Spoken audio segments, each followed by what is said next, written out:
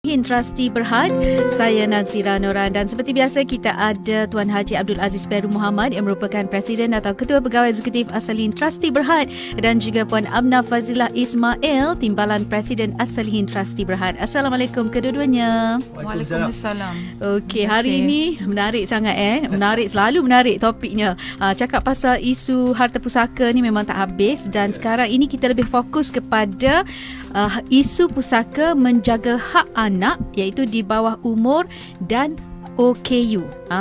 Mungkin ramai di kalangan masyarakat kita yang mendepani situasi ini. Contohnya bila berlakunya kematian kan dalam usia muda. Kita pun tak tahu kita ni mati bila kan Tuan Haji.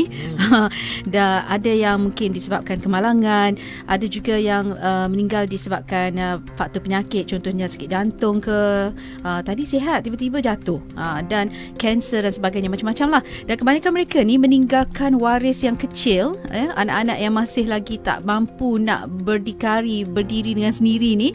Jadi mereka tak mampu nak menguruskan harta pusaka. Lebih parah lagi kalaulah ada pula pasangan ni dia ada contohnya mungkin OKU dan sebagainya kan.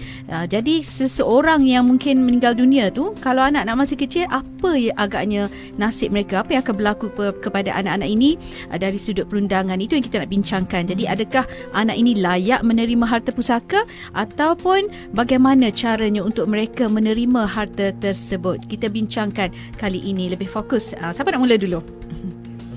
Puan Amna dulu. Okey, silakan Puan Amna. Anak yang kalau kita meninggalkan anak yang di bawah umur dan juga OKU, anak kelainan upaya, so hak dia memang ada lah. Dari segi pusaka memang tak dinafikan, faraid tu dia akan dapat kan. Cuma isu dia satu hak dia walau bagaimanapun keadaannya sekalipun kan, walaupun dia terlantar pun, walaupun dia tak ada kapasiti dari segi mental pun, dia akan dapat hak dia. Cuma perkara yang penting sekali yang perlu diambil kira, yang perlu difikirkan oleh ibu bapa ni, siapa yang akan menjaga hak tu? Kan, siapa yang menjaga hak tu, yang nak menguruskan harta, sebab anak ni tak ada kapasiti untuk menerima secara fizikal lah kan. Dia tak ada hak. Kita tak boleh, anak bawah umur kita tak ada kapasiti untuk own. Maknanya kita tak boleh daftarkan nama dia. Dari segi hak pemilikan secara mutlak tu dia tak boleh dapat lah. Tetapi dari segi hak tu dia perlulah ada orang yang menerima bagi pihak dia. Dalam kes ni kita panggil sebagai penjaga harta yang akan menerima bagi pihak dia, di mana penjaga harta tu aset-aset tersebut akan dipindah milik kepada penjaga harta sebagai pemegang amanah bagi pihak anak-anak tersebut. Ya kan, sebab dia kena ada orang wakil yang menerima bagi pihak beliau lah. Okey, penjaga harta ni dia tak kira sama ada adik-beradik ataupun dia nak bagi penjaga harta dekat orang yang dia percayai. Ke macam mana Tuan Haji? Itu yang selalu kita sebut dari awal-awal dulu, buat perancangan harta pusaka. Jadi kita kena tahu kedudukan keluarga kita. Umpamanya macam Puan cakap tadi, anak bawah umur kecil kita tak tahu bila kita pergi kan. Dan lebih baik, lebih teruk lagi kalau anak tu OKU.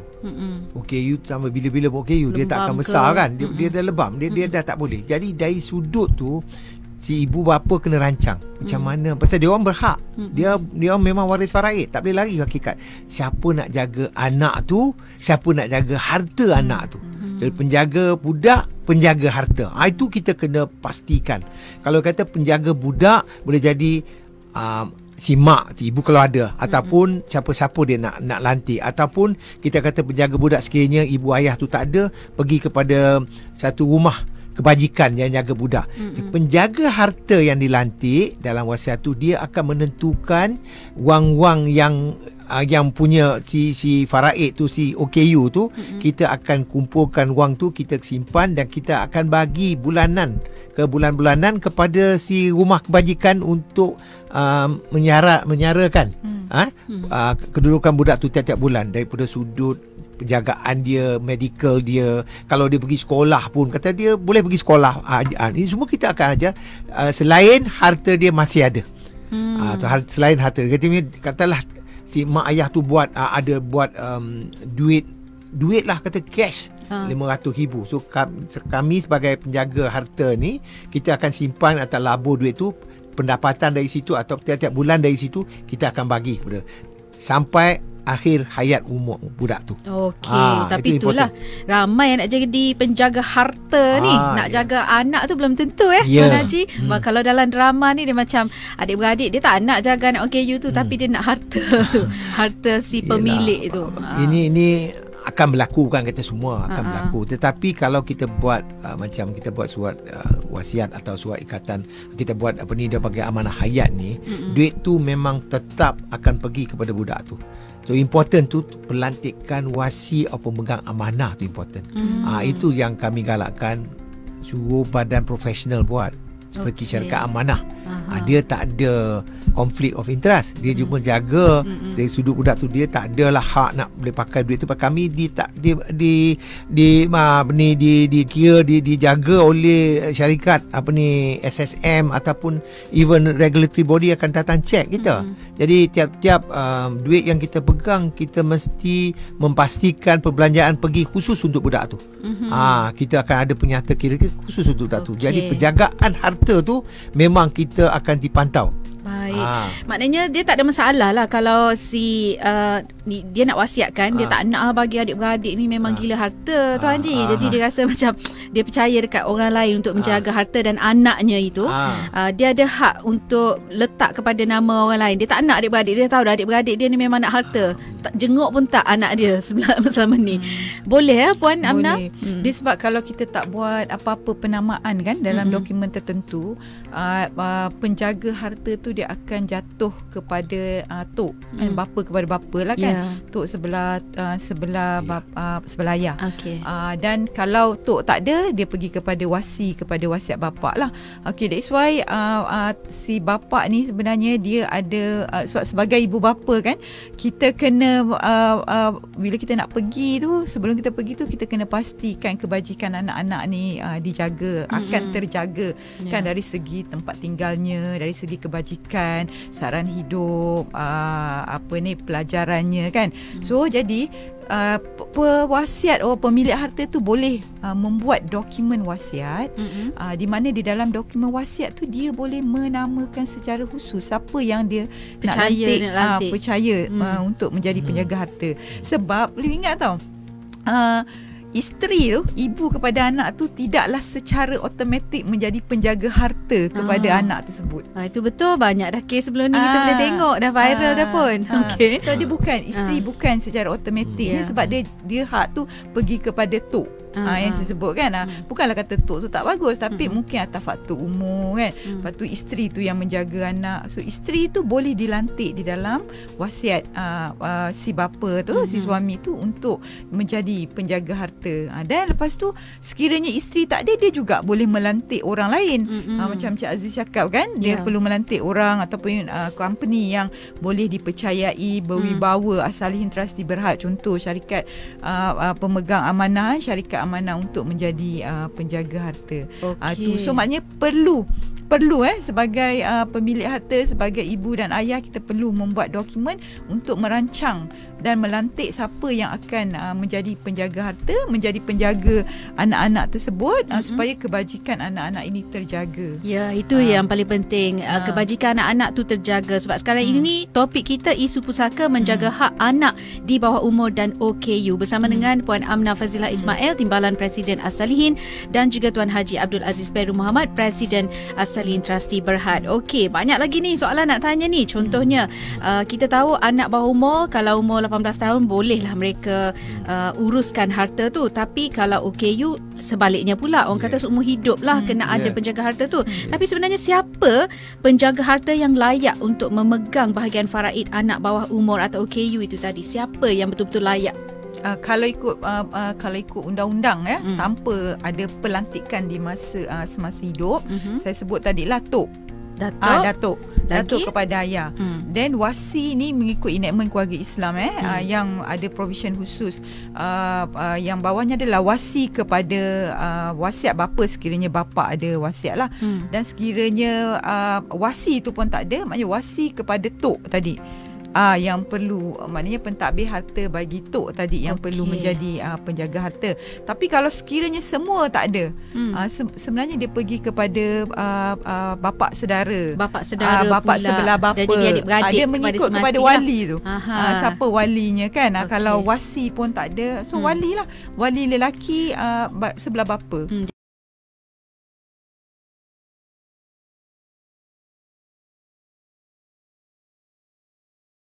Jadi sayanglah kalau tak buat wasiat ni kan. Kesian dekat yang hidup ni. Lagi-lagi anak-anak kita. Okey, baik. Tetapi kita boleh, walaupun tanpa dokumen wasiat, kan, mana-mana pihak yang rasa ada kepentingan untuk menjaga kebajikan anak-anak ni, dia boleh pergi ke mahkamah untuk membuat tuntutan sebagai untuk bertindak sebagai penjaga.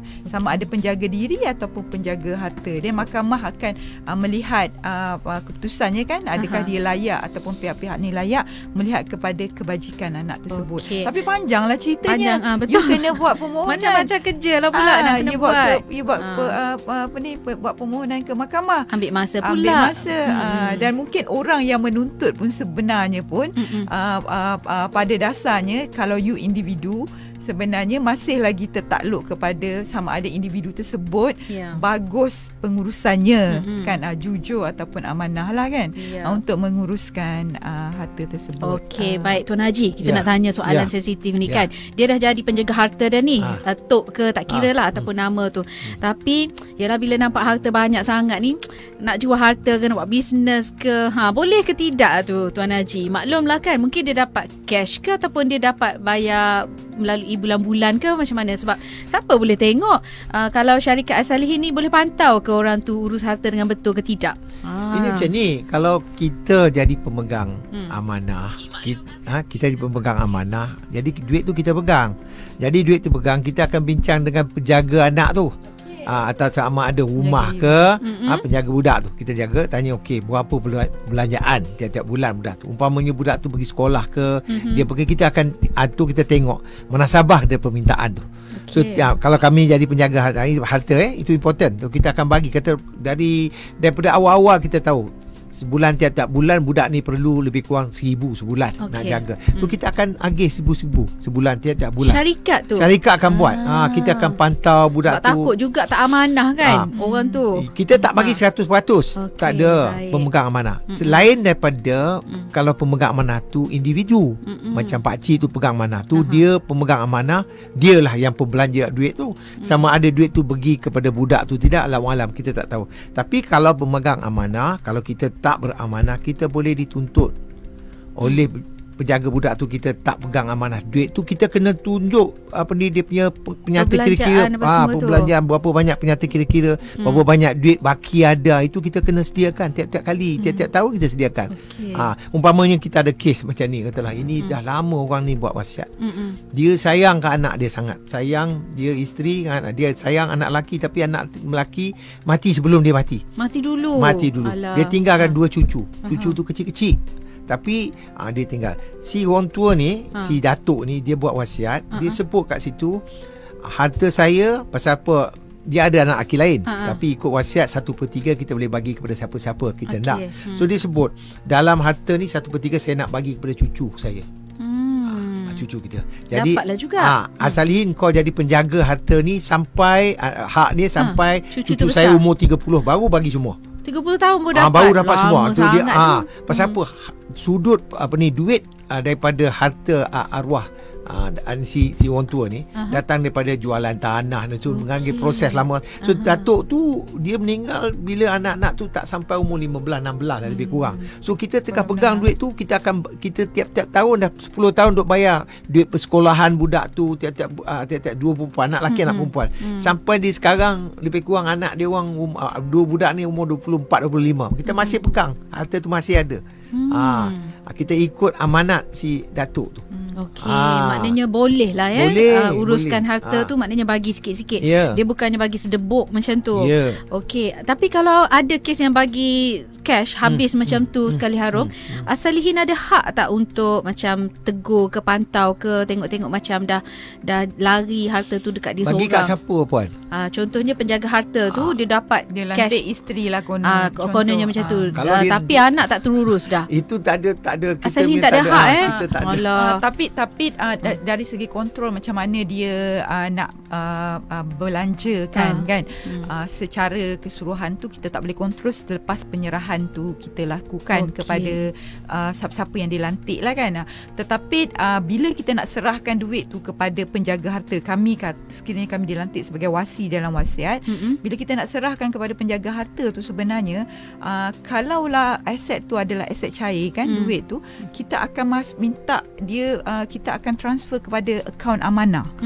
So maknanya ibu ataupun sesiapa yang dilantik tu dia perlu membuka akaun amanah atas nama dia bagi pihak anak-anak ni. So untuk menunjukkan bahawa aset tersebut dia perlu uruskan dengan baik. Betul-betul sampailah aset tu adalah aset anak tersebut. Kan, tetapi dari segi pelaksanaannya tu kan, sebab pemegang amanah ni dia ada access to the account kan. Jadi kita tak ada kontrol lah. Cuma pihak kami ni kita memastikan kita memastikan bahawa itu adalah tanggungjawab dia. Okey, Tuan Haji galakkan untuk mereka yang ada anak OKU misalnya, biar diuruskan melalui amanah tadi ke ataupun bagi sekali harum? Saya kalau kata anak OKU. Kalau kita OKU lah, saya harap family kat luar tu lantik seorang penjaga harta anak-anak. Especially badan profesional. Supaya harta tu betul-betul dapat pergi ke tujuan nak jaga budak-budak tu. Katalah budak tu, kalau si arwah bapa mak kata bila saya tak ada, anak ni disimpan di rumah kebajikan. So si pemegang ni, si wasi ni yang juga penjaga harta ni akan menentukan budak tu pergi. Kita akan cari mana tempat nak simpankan budak tu. Kita kena tengok budak tu dapat tempat yang selesa, dan penjagaan duit tu kita datang daripada harta-harta ayah yang disimpan untuk jaga budak ni. Kita menentu, itu tugas kita. Yang penting jangan salah guna lah kan. Itu tugas kita. Dan duit yang dia simpan kita akan melaburkan yang dapat pendapatan. Ya, bukan kita simpan je, kita laburkan, kita dapat pendapatan lebih. Keuntungan lebih daripada duit simpanan tu. Ataupun rumah tu disewa, duit sewa tu pergi jaga budak-budak ni. Kita menentukan rumah ni akan dijaga untuk budak-budak. So banyak cara lah. Banyak-banyak cara. So maknanya dia selain daripada melantik penjaga tu kan, dia meletakkan arahan-arahan macam mana yang nak dibuatkan. So kita panggil, dia create amanah di dalam wasiat lah. Okey, baik Puan Amna, biasalah kalau kita berkahwin ni mungkin manis pada awalnya kan. Lepas tu kita nak tulislah harta dapat kat siapa-siapa. Tapi katalah pasangan tu bercerai misalnya kan, boleh ke dia nak lantik orang lain selain daripada bekas isteri untuk menjadi penjaga harta kepada anak-anaknya, atau bagaimana? Boleh. Sebagai bapa tu ataupun pasangan tersebut tu dia boleh membuat dokumen wasiat. Di dalam wasiat tu dia nyatakan secara jelas siapa yang dia nak namakan dan dilantik sebagai penjaga diri dan juga penjaga harta. Kan. So maknanya pada penjaga harta tu dia absolute lah akan dapat seperti yang dinamakan. Penjaga diri tu maknanya kalaulah dirasakan bekas isteri tu tak layak untuk bertindak atau faktor akhlak tak bagus ke apa, so dia boleh namakan. Dia boleh namakan, dan sekiranya ada dispute akan datang, maknanya mahkamah akan melihat kepada kebajikan anak tersebut lah. Sebab banyak juga kes bila dah bercerai dia lupa nak ubah balik kan wasiat tu. Jadi masalah lah kan. Ada yang salah guna juga lepas tu. Okey, baik sebab dia kena bila berlaku macam tu sebenarnya kena lihat secara keseluruhan. Ada orang bercerai tapi pasangan yang diceraikan tu bagus. Tapi ada juga tak bagus, bercerai atas sebab faktor-faktor akhlak, perangai tak bagus kan. Jadi kita kena tengok secara total untuk melihat kepada kebajikan anak tu lah. Takkan you dah tahu bekas suami you tu penagih dadah kan, you nak biarkan saja kan. So maknanya kena buat sesuatu lah. sebab bapa tu bekas suami tu dia akan tindak secara automatik sebagai penjaga harta bagi anak-anak ni. So adalah lebih baik dia mencadangkan di dalam dokumen wasiat kan siapa-siapa yang diingin dinamakan. Okey. Baik Tuan Haji, katalah kita ni nak bagi harta lebih sikit hak faraid tu kepada anak-anak, terutamanya anak yang normal tak ada masalah. Mungkin anak OKU tu kita nak bagi lebih sikit lah sebab perbelanjaan kesihatan dia mungkin lebih. Jadi apa instrumen yang sesuai yang boleh diguna pakai, dan kita nak tahu hak faraid mereka yang mungkin dikurangkan itu.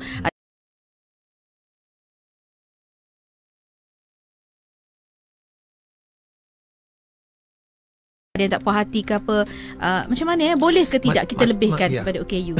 Soalan yang bagus. Masa hidup kita boleh rancang, kita boleh set up satu trust fund lah, amanah hayat umpamanya nak jaga budak-budak ni. Ini tak masuk pusaka pasal kita dah siapkan. So duit ni tak jadi pusaka kita. So dari duit ni lah kita jaga budak-budak yang OKU ni. Umpama duit kata dia taruh RM500,000 dalam takaful lah, cakap duit takaful tu kata separuh duit takaful bila saya tak ada ialah untuk anak saya, sebut nama anak ni, duit tu kita kata bagi tahu kepada asalihin sebagai pemegang amanah, duit ni ialah untuk anakku, duit ni jaga dia semasa dia masih hidup duit ni. So dalam duit pusaka budak tu berhak juga macam anak-anak biasa. Itu duit tu pun akan diserahkan pada amanah serah pada kita akan pegang sebagai pemegang amanah. So dia tak adalah masalah daripada kalau dia tak buat amanah ni, kemungkinan masalah bila walaupun dia sebutlah wasiat nak bagi lebih pada OKU tu, anak lain tu boleh tentang. Pasal dia boleh tentang, dia pun ada hak juga kan. So kalau dia buat masa hidup tu hak dia sendiri. Dia set up trust fund ni, dia kata untuk khusus untuk anak OKU tu kita boleh jalankan. Boleh tak pakcik dia ke saudara mara dia ke adik-beradik dia menuntut hak anak lembam atau OKU ni? Dia bagi tahu pembahagian harta tu tak adil. Contohnya sepatutnya harta tu dapat dekat anak OKU tu, tapi ada orang lain pergi ambil, salah guna. Dia boleh laporkan kepada siapa? Mengadu kat siapa? Contohnya katalah anak dia anak OKU, harta isteri yang dah mati ni serah dekat anak OKU, tapi si suami guna untuk isteri baru contoh. Boleh ke tidak? Sebab banyak kes-kes drama, dia bukan drama je tapi memang ada. Maknanya sepatutnya duit tu dibelanjakan untuk anak OKU tapi dibagi kat isteri baru. Tu kisah benar tu. Kisah benar, memang kisah benar ni. Banyak berlaku dalam masyarakat ni Puan Aminah. Boleh. Mana-mana pihak yang ada bukti yang jelas bahawa harta OKU salah guna. Salah guna tu boleh bawa ke mahkamah. Sebab dia jadi pecah amanah lah kan. Jadi pecah amanah boleh bawa ke mahkamah dan mahkamah akan melihat kes lah. Tapi kena ada bukti lah betul. Buktinya yang katalah si ayah tu anak tu lembam duit, kan. Jadi tu lembam. Kena buktikan, maknanya betul. Duit tu tak diberi secara patutnya tak digunakan untuk anak tu. Tak digunakan untuk anak tu. Ini kadang-kadang yang buat laporan ni ialah pakcik-makcik yang memang tengok budak ni kesian. Dia yang buat tu lain-lain pakcik tu. Ada juga macam tu. Kadang datang bisik pada kita pun ada juga. Ni memang ada lah. Tak boleh lagi. Jahatnya geram pula orang macam ni. Tapi dia kalau ikutkan kalau dalam surah An-Nisa tu kan, penjaga harta tu dia boleh mengambil upah sedikit daripada aset yang dia takbir tu. Upah bukannya buat belanja bukan buat belanja. Tetapi dia ada disclaimer juga kat situ. Dia kata sekiranya lah penjaga harta tu berkemampuan, kan ada upaya untuk bekerja, adalah lebih baik dia tak mengambil pun daripada harta anak-anak yang dijaga tu. So walaupun ada kebenaran tapi adalah dia punya condition dia kan. Diambil sedikit tapi adalah lebih baik untuk dia tak ambil lah kan. Tapi bukan belanja untuk tujuan-tujuan lain. That's why penjaga harta ataupun pemegang amanah bagi pihak anak ni perlulah orang yang betul-betul jujur, orang yang berwibawa bila kita nak lantik di dalam dokumen kan. Cuma saya nak ulas sikit yang Cik Aziz cakap tadi kan. Boleh ke bahagian lebih nak beri lebih kepada anak tersebut selain daripada pusaka yang diterima kan melalui faraid. So saya tambah Cik Aziz cerita tadi, maknanya cash yang dia ada, dia buat amanah kan semasa hidup, di mana aset tu tidak tertakluk kepada faraid. Sama juga kalau sekarang ni tengok trend kan orang buat amanah takaful. Kan amanah takaful, hibah takaful. Hibah takaful tapi dia namakan anak OKU tu sebagai beneficiary. Dia namakan anak di bawah umur tu sebagai beneficiary. So bila berlaku kematian serentak ke atas kedua ibu bapa tu, anak tu tak boleh menerima secara keseluruhan aset tu. Dia hanya bagi sebanyak 50,000 kepada guardian, penjaga yang menjaga diri anak tersebut, dan baki tu dia akan bagi kepada public trustee. So maknanya akses kepada duit tu kita tak boleh kontrol. Tapi saya galakkan daripada policy owner ni buat hibah takaful tu, ada satu instrumen yang lebih baik kalau intentionnya nak bagi proceed takaful tu kepada anak-anak OKU dengan anak di bawah umur ni, buatlah amanah takaful di mana polisi tersebut tu diserahkan hakkan kepada pemegang amanah, which trustee company asalin Trustee Berhad, dan apabila berlaku kematian, duit tu diserahkan kepada trustee ni, dan trustee ni perlu mengagihkan dan menguruskan berdasarkan arahan-arahan polisi owner yang dinyatakan di dalam surat ikatan amanah. So dia lebih solid berbanding kalau dia buat hibah takaful. Sebab hibah takaful tu you menjaga hak dari segi bahagian berapa yang diterima kan kepada, tetapi sebab anak tu tak ada kapasiti untuk tak menerima, dia perlulah ada orang yang nak menguruskan. So lebih baik dia buat amanah takaful, so that kita ada solid punya kan. Dia dapat melalui faraid, dia dapat melalui bahagian yang lebih daripada amanah takaful tersebut ataupun amanah hayat tersebut, sebab keperluan anak-anak ni lebih berbanding dengan orang yang dewasa kan. Okey, boleh tak macam ni pula Tuan Haji nak tanya Salihin mungkin menyediakan khidmat ini. Dia tahu dia akan meninggal. Jadi dia nak letak 100,000 umur anak sekian dia dapat.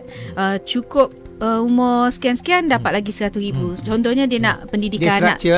Maknanya 100,000 tahun ni. 100,000 10 tahun lagi. 100,000 20 tahun lagi. Jadi boleh buat macam ni. Bukan apa. Takutlah anak-anak ni kan maklumlah muda lagi. Selalunya kita galakkan macam tu.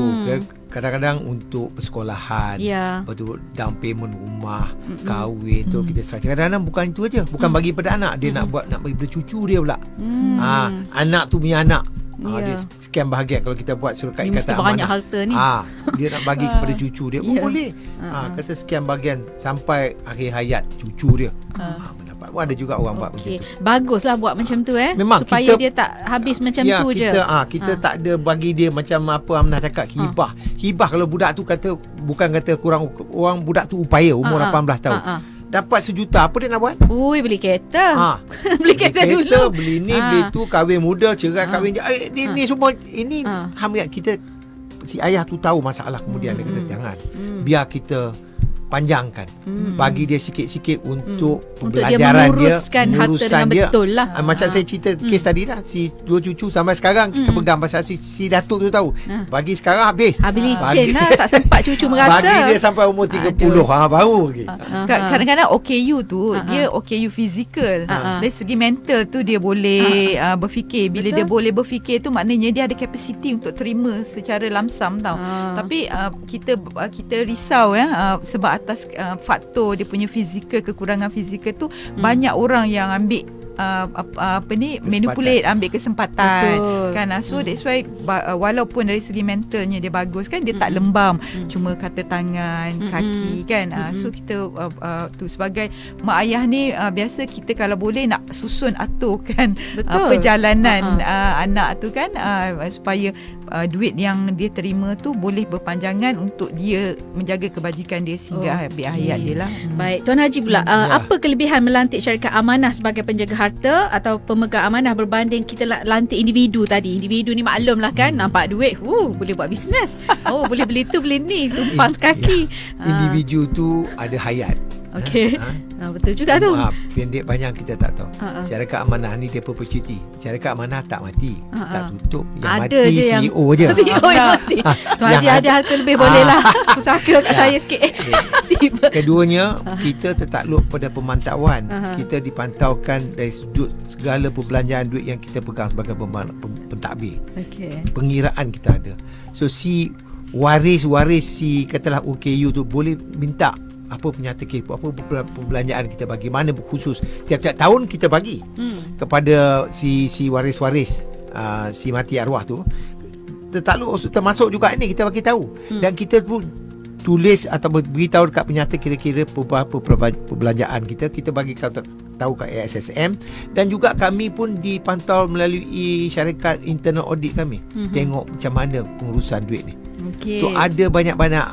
Jadi kalau macam trust amanah ni, bank negara pun boleh datang tengok kita juga. Dia boleh check. Jadi ada regulatory yang akan tengok dari sudut perjalanan syarikat ni mengikut, terjamin lah orang katakan. Nak salah guna tu tak boleh lah InsyaAllah lah. Kalau yang salah guna tu individu. Okey. Syarikat amanah tak salah guna. Syarikat amanah insyaAllah amanah. Okey. Baik, Puan Amnah nak tahu juga berapa lama agaknya tempoh maksimum boleh jadi pemegang amanah? Katalah anak tu dah besar, dah bijak, boleh uruskan harta sendiri. Ke dia macam mana? Kalau dia nak uruskan sendiri, dia tak nak lah penjaga harta ni. Buat apa ni harta saya kot. Kalau anak di bawah anak yang di bawah umur tu, bila dia maknanya tahap dia 18 tahun tu dia dah boleh dapat lah. Dia dah boleh dapat. Maknanya kalau melalui wasiat dia boleh insist untuk bahagi hak dia lah. Tetapi kalau melalui instrumen amanah yang kita sebut amanah hayat ataupun amanah takaful tadi, maksimum dia 80 tahun daripada tarikh ni tau. Tarikh kita sign the document. So maknanya anak tu kalau ayah tu kata 30 tahun baru you akan dapat. So maknanya kita kena ikut trust deed tu. Walaupun anak tu meminta bahagian dia. So maknanya hasrat kita preserve dengan protect aset tu terjamin melalui instrumen amanah dan amanah takaful tadi. Baik, katalah orang tu dia tak buat wasiat pun. Lepas tu ada pula anak OKU. Jadi macam mana hak isteri tu nak uruskan, nak dapatkan harta penjagaan anak dan sebagainya? Boleh ke tidak? Ada caranya tak Tuan Haji? Yelah, dia kena jadilah tuntut waktu tuntutan. Kena tuntut lah, lama lah. Ya, mengambil masa tuntutan. Lepas tu kalau kata orang tu tinggal pusaka, kena kumpulkan waris-waris si mati tu, boleh jadi pakcik atau abang ipar, adik ipar, kena duduk sekali bincang siapa nak latih wasi. Itu semua dah masalah lah kan. Anak masih ada siapa nak, ni semua akan masalah. So saya selalu sarankan buat sebelum kita mati, meninggal. Buatkan. Betul. Pasal yang pergi dulu boleh jadi budak tu pergi dulu tak ada masalah. Kalau kita pergi dulu, kita tinggalkan dua anak yang tak tahu apa benda. Betul. Walau hak ada, tapi dia tak tahu macam mana nak tuntut hak. Sekarang ni kan viral sekejap je. Satu lagi kena, macam saya kata, buat wasiat kan. Perkara yang paling penting tu sebenarnya buat wasiat. Sebab kita nak mengelakkan harta-harta anak ni diambil secara batil. Kan oleh kadang-kadang orang perseorangan tu dia bukan apa, dia tak tahu. Dia tak tahu hukum dengan undang-undang kan. That's why dia rasa itu hak dia, free je dia boleh uruskan mengikut apa yang dia nak buat lah kan. Padahal so kehidupan jadi, anak tu panjang lagi kehidupan. So jadi saya kan soalan tadi, kalau isteri tu arwah meninggal tak buat apa-apa kan, dan isteri tu nak macam mana kan. So isteri tu kena buat tuntutan lah. So panjang. So jadi kita galakkan si suami tu buatlah wasiat. Even isteri tu pun kena buat wasiat, lantik wasi yang berwibawa, supaya hak anak-anak ni akan diserahkan dengan cara yang baik, dan orang tak ambil aset orang secara batil. Betul. Sekarang ni viral, mudah je kan. Kalau si suami meninggal, ayah si mati pun nak juga. Betul. Sedangkan yang isteri ni ada anak-anak lagi ni nak tanggung ni kan. Kadang-kadang kalau, especially kalau ada anak angkat. Anak angkat ni pula macam mana? Dapat ke tidak anak angkat ni hak dia? Jadi anak ada bapa angkat, ada datuk angkat. Kadang datuk angkat tak iktiraf anak angkat tu. Ada juga macam tu. Ini bukan anak saya, bukan cucu saya, ini anak saya, anak angkat. Jadi problem. Jadi saya akan pilih, kalau you ada anak angkat, you kena jaga pentingan anak-anak angkat ni. Tak semestinya anak angkat tu baik. Datuk tu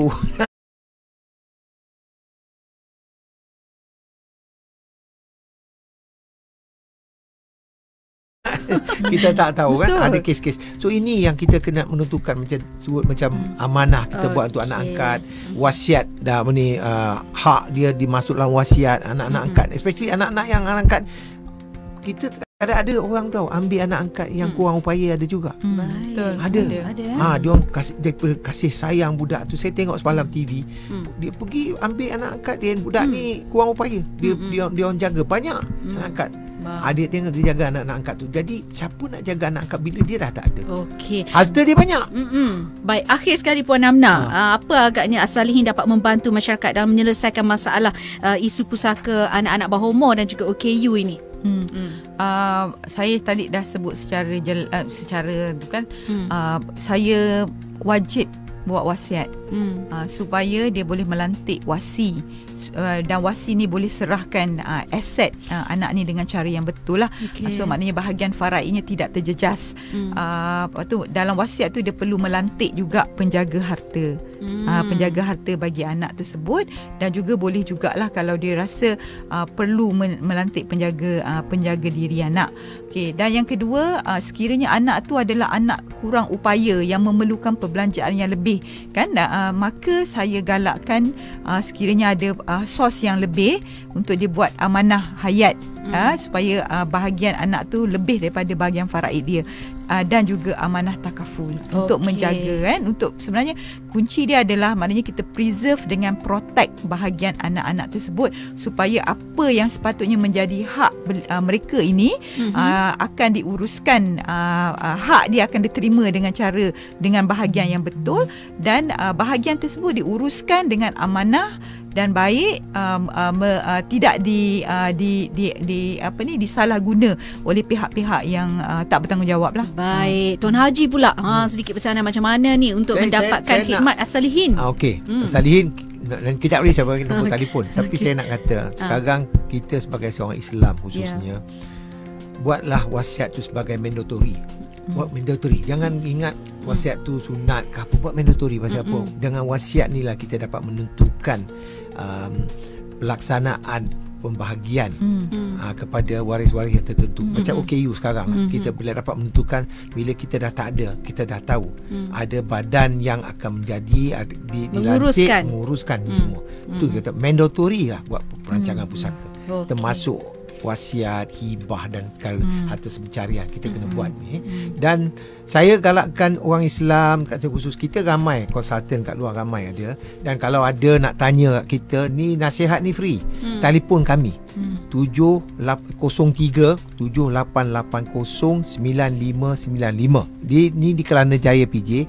Kita ada juga pejabat dekat Johor Bahru, dekat Pulau Pinang, dekat Kota Baru dan kat Kuantan. Hubung kami, insya-Allah kami akan bagi khidmat nasihat FOC yang terbaik, insya-Allah. Itu yang kita akan buat insya-Allah. Baik, terima kasih kepada Tuan Haji Abdul Aziz Peru Muhammad yang merupakan Presiden atau Ketua Pegawai Eksekutif As-Salihin Trust di Berhad, dan terima kasih kepada Puan Amna Fazilah Ismail, Timbalan Presiden